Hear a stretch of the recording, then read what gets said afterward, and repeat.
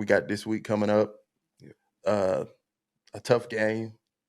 I think the eventual 1 seed of the NFC, Falcons. the Falcons. Yeah. What do y'all expect for this game? What score do you have?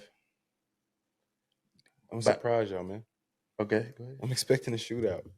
I just play. I'm not expecting a shootout. I think it will start off early, a little back and forth, but Falcons got a good defense, bro. So I think it's going to be very, very similar. I think this is where I'm at with this team. You remember when we started off 1-3 and I think we ended off 12-4. Yeah. Right. Mm-hmm. We beat a team. I think it was New York, the Giants, right before our bye week. They interviewed Ted Ginn. Ted Ginn said, "We know who we are." And from that, we beat them like 30-10. After that, every game it was like 38-13, 27-8. You know what I'm saying? It's like we was gonna drop 30, other team was gonna score 10. We're the opposite team now. We know who we are now. Okay, we're the team that's gonna have 7-10, and anybody who plays us that has a good offense is gonna probably drop somewhere between 25-30. So that's what I'm prepared for. What do you have, Mr. Brandon? I have us losing. Take it for Travis. No, I think we're actually going to kind of probably I'll say 17-31, and I think it's going to get away from us a little bit, probably second half. The Falcons just a better team, and we don't have anybody capable on defense to stop them at all.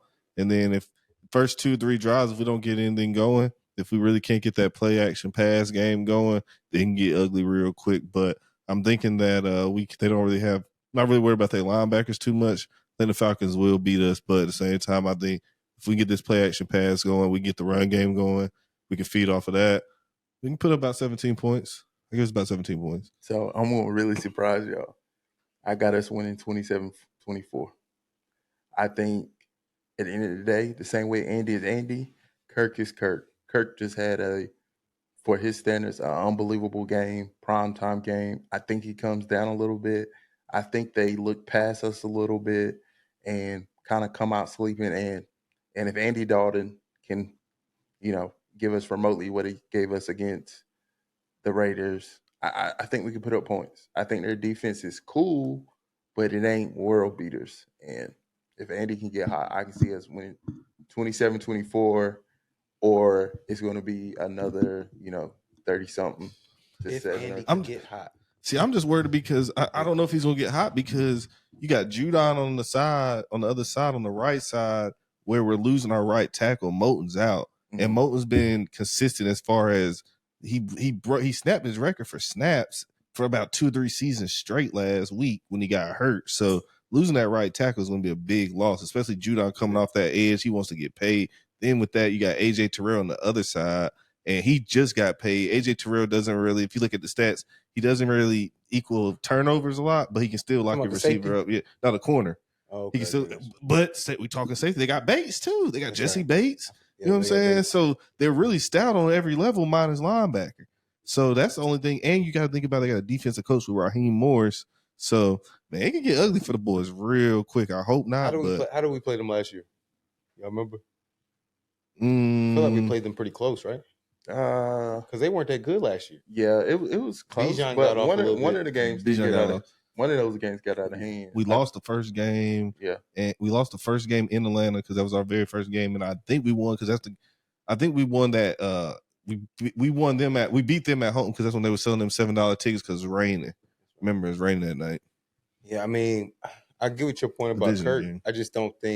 I don't think this team's gonna look past us because Kirk is coming off of injury, and I think each week they're looking to build because he knows he's behind the 8 ball. So I think he's going to be sharp. Their team has not been good, so it's not like they're brimming with a whole bunch of, like trying to, like what Aaron Rodgers say. Let's make sure we can handle the success. Yeah. I mean, the Falcons are barely over 500, aren't they? 3-2. Yeah. So I mean, they coming on. Yeah. They still trying to find their way. So. I don't know, man. I don't think they're going to look past this. And honestly, at this point, each week asking me what my prediction is going to be it's going to be a waste of time. So what score do you have, Adam? Let's see. This week I'll go 31-7. What about you, Brandon? I had 31-17. Okay, both Falcons winning. Yeah. All right, I got Panthers 27-24. Is there anything else y'all fellas would like to add before we wrap this episode 2 up of the fastest growing Panther podcast in the world? Oh, man. That's it, Okay. man. Let's Like, follow, subscribe. let's try to survive the week. All right, guys. We appreciate y'all for tuning us in either, morning, noon, night. Look again, look twice, like it, comment it, subscribe it, share it too. Tank for Travis. Prime. Or tank and then trade it and get more picks. But y'all have a blessed evening or morning. We ain't hard to find. Tank for Travis. Y'all are crazy.